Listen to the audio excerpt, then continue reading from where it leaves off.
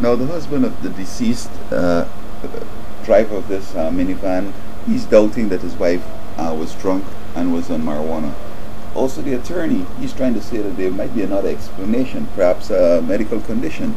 I mean, how would somebody decide to drive up a one-way street, go onto the ramp and go in the opposite direction traffic, either with a medical condition, heart attack, what? If they were saying that she was probably on some medication and she wasn't functioning well, but to deny the alcohol and the marijuana in the blood, when an objective scientific test was done, there's no racial nothing, there's no bias, there's absolutely nothing, how can't he believe? I see this is the same thing. We trust our spouse and we give them all this confidence when they're doing things on the side.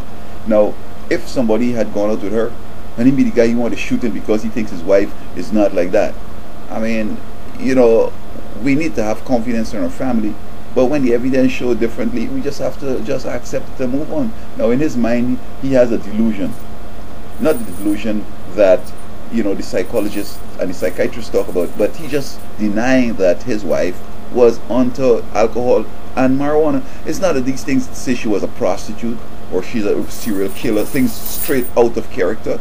I mean, right now we're trying to legalize marijuana in the country, and alcohol is just normal.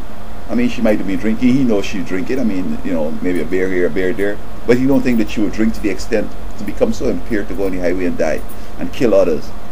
Now, I hope that the marijuana legalization groupies understand that marijuana by itself has problems, and combined with alcohol, you could do dumb stuff like this.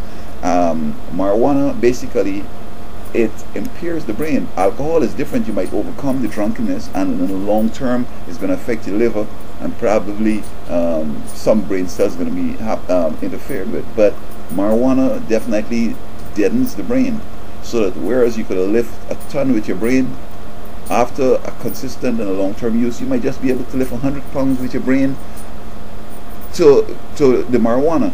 So I hope that this crash here is going to be a lesson to all these people that want to legalize drugs for whatever tax or whatever recreational activities or whatever. Marijuana and alcohol or it's deadly, and I hope that folks are going to take this and stop this marijuana dumb